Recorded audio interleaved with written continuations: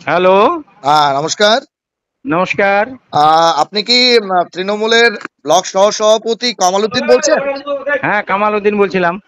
আমি news today India থেকে chief reporter Jabbar Ali বলছিলাম, কামাল সাহেব। বলেন। কামাল সাহেব, গতকাল ফের আপনার নেতৃত্বাধীন যে এলাকাগুলো চলে, রামগঞ্জ ১, ২, গোবিন্দপুর, সুজালি, হ্যাঁ, সেই সুজালি ফের উত্তপ্ত হয়ে উঠেছে। হুম, অভিযোগ যে সেখানকার যিনি অঞ্চল সভাপতি আছেন আব্দুল সাত্তার তৃণমূলের, হুম, তিনি সেখানকার পূর্বতন যিনি অঞ্চল সভাপতি ছিলেন আব্দুল হক, তার স্ত্রী যিনি প্রধান রয়েছেন, তার হুম, বাড়িতে গিয়ে ঢুলিগাঁওয়ে তার হুড খোলা গাড়িতে বাইকে আগুন লাগিয়ে দিয়েছে এবং তার দোকান লুটপাট করেছে। কি হুম। বলবেন? ফের কেন অশান্ত সুজালি, কামাল উদ্দিন সাহেব? সুজালি অশান্ত না, কালকে আব্দুল সাত্তারের বাড়ি বর্তমান যিনি অঞ্চল সভাপতি আছেন, উনি একটা আমাদের এলাকার লোক কিছু অভিযোগ নিয়ে ওনার কাছে গেছিল। আচ্ছা, কি যে অভিযোগ আমরা কামাল সাহেব? অভিযোগ নিয়ে গেছিল যে আমাদের প্রাক্তন অঞ্চল সভাপতি আব্দুল হক হ্যাঁ, বিভিন্ন তখন অঞ্চল সভাপতি থাকার ওনার বউ প্রধান থাকার সময় অজুহাত দিয়ে বিভিন্ন লোকের কাছে বিভিন্ন পয়সা, অত্যাচার, জুলুম এগুলো করে জমি দখল করে রেখেছিলেন বা নিয়েছিলেন।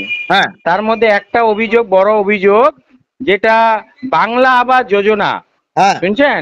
হ্যাঁ। সেই ঘরের কিছু অজুহাত দিয়ে তিনি মানুষের কাছে টাকা নিয়েছেন, অনেক 1200 কত মানুষের কাছে।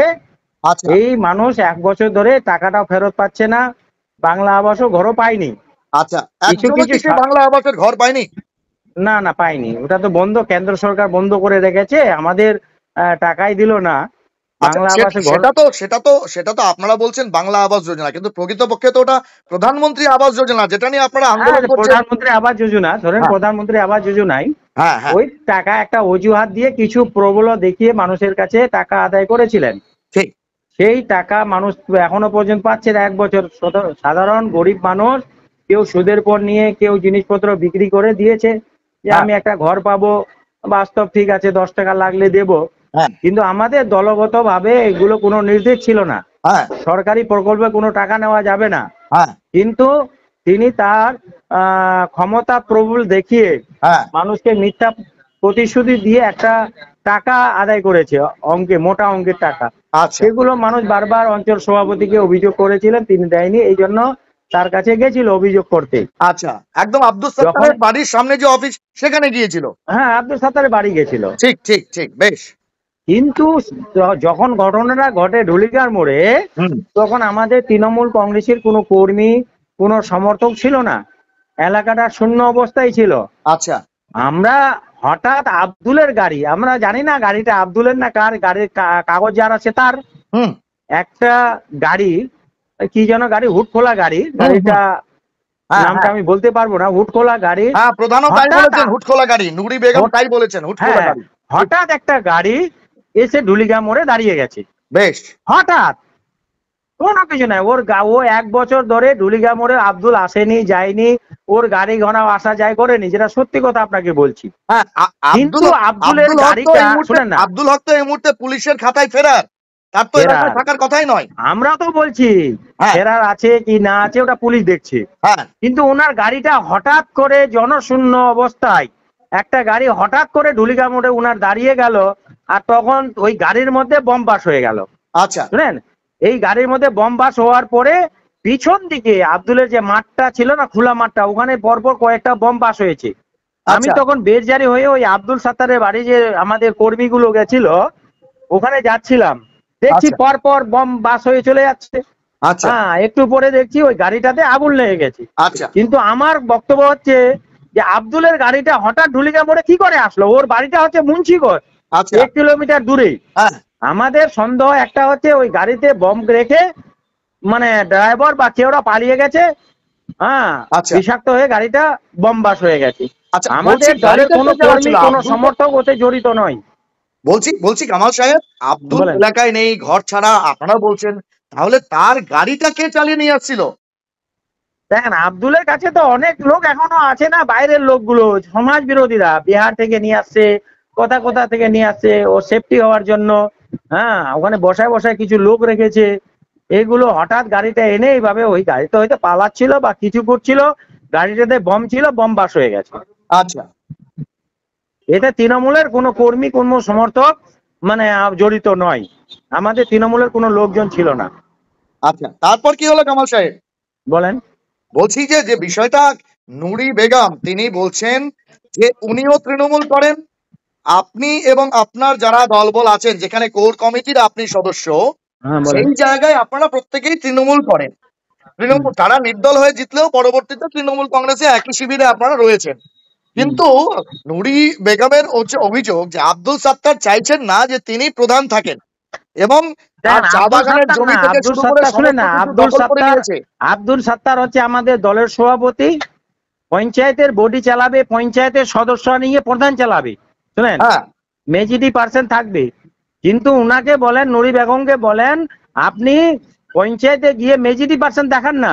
27 জন মেম্বারের মধ্যে ও কয়জন আসতেছে? ওর যে দুর্নীতি, ভুরি ভুরি অভিযোগ মানুষের কাছে, হ্যাঁ। এই অভিযোগের জন্য ও পঞ্চায়েতে আসে না, মেম্বার গুলো ওটা থেকে সরে গেছে। আচ্ছা। উনি মেজরিটি পার্সেন্ট নেই, 27 জন মেম্বারের মধ্যে উনি 1 থেকে 2 জন মেম্বার দেখাতে পারে। হুম। 24 জন মেম্বার আমাদের তৃণমূল কংগ্রেস বা আমাদের নেতৃত্বাধীন আছে। আচ্ছা। সমস্ত মানুষ তৃণমূল সরকারের উন্নয়নে, তৃণমূল সরকারের যে উন্নয়ন আছে সেই উন্নয়ন ভিত্তিতে আছে।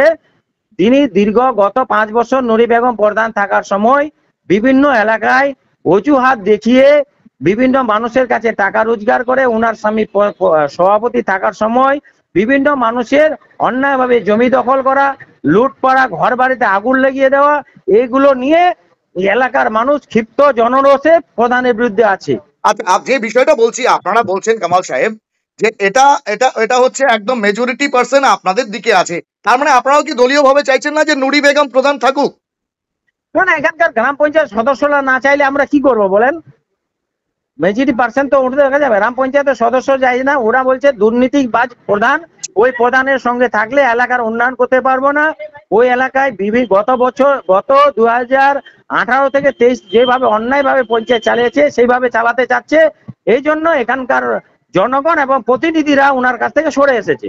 বেশ, কিন্তু একটা গুরুত্বপূর্ণ অভিযোগ নুরি বেগম গতকাল রাতেই করেছেন একদম সংবাদ মাধ্যমের কাছে খোলাখুলি ফোনে। তিনি বলছেন যে এরকম ব্যাপার, এটা হচ্ছে ষড়যন্ত্র করে তাকে সরানো হচ্ছে, এবং তারা কোনো মতেই চাইছেন না যে নুরি বেগম প্রধান থাক। না আপনারা মানে আমরা আপনাদের একদম, আপনি এখানকার কোর কমিটি 4টা অঞ্চলের দায়িত্বে আছেন, ব্লক সভাপতি জাকির হোসেন আপনাকে দায়িত্ব দিয়েছেন, এলাকার কোনো আইন শৃঙ্খলার অবনতি হলে বা দলীয় কোনো ঘটনা ঘটলে আপনি সেটাকে সামলাবেন। তাহলে সেখানে কি আপনারা ব্যর্থ হচ্ছেন, কি বলবেন? না না, আমরা যখন এই ঘটনা গম বাস চালু হয়ে গেছে, গাড়িতে বম বাস করে আমরা সঙ্গে সঙ্গে গিয়ে এলাকাকে শান্ত করে নিয়ে এসেছি। নতুন করে কোনো ঘটনা ঘটেনি। কিন্তু আমি বলবো, প্রধান সাহেবা বলছে যে দলের প্রধান দলের সঙ্গে কেন বসতেছে না, দলের কাছে কেন আসতেছে না? গত লোকসভা নির্বাচনে উনি কোনো জায়গায় একটা প্রোগ্রাম কেন করলো না? তৃণমূল কংগ্রেসের হয়ে প্রচার কেন করলো না? তার ছবি দেখা গেল না, তার স্বামীর ছবি দেখা গেল না, প্রধান সাহেবার ছবি দেখা গেল না। এবং প্রধান সাহেবা নুরি বেগম 1 বছর থেকে পঞ্চায়েতে কাজকর্ম করতে কেন আসতেছে না?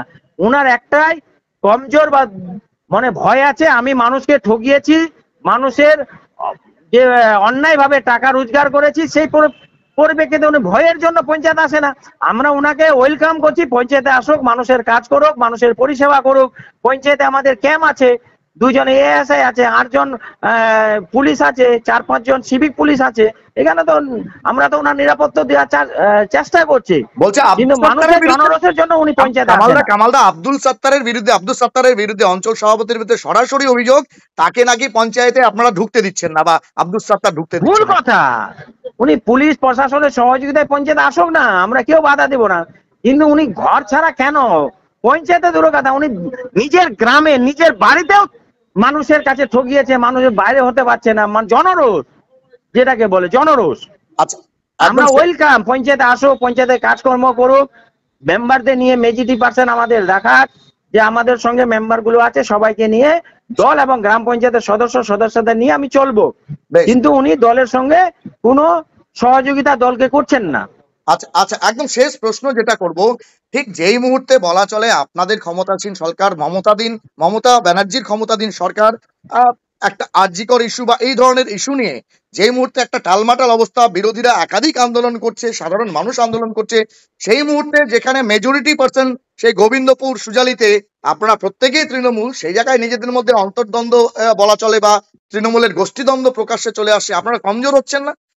না না না না না, এলাকা শান্ত আছে, একটাই শুধু মানুষের জনরোষ আছে প্রধানের উপরে, সেটাই। বাকি কিছু এলাকা শান্তি আছে, উন্নয়নের কাজ চলছে, উন্নয়নের কাজে কেউ বাধা দিতে গেলে আমরা বরদাস্ত করব না।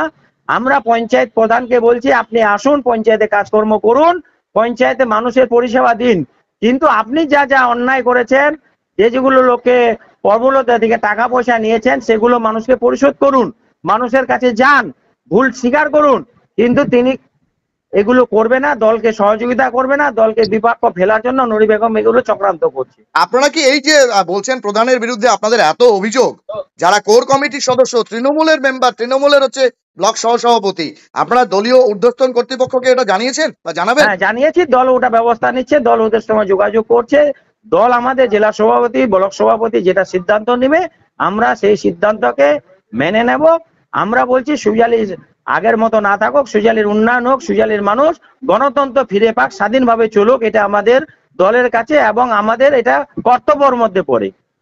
ঠিক কিছুদিন আগেও তো সুজালির মানুষ তো বলেছিল যে আব্দুল সাত্তারকে অঞ্চল সভাপতি করার পর, আপনাকে কোর কমিটির সভাপতি করার পর তারা শান্তিতে আছে, তারা হচ্ছে সেখানে হচ্ছে গণতন্ত্র ফিরে পেয়েছে, স্বাধীন হয়ে গেছে পরাধীনতা থেকে।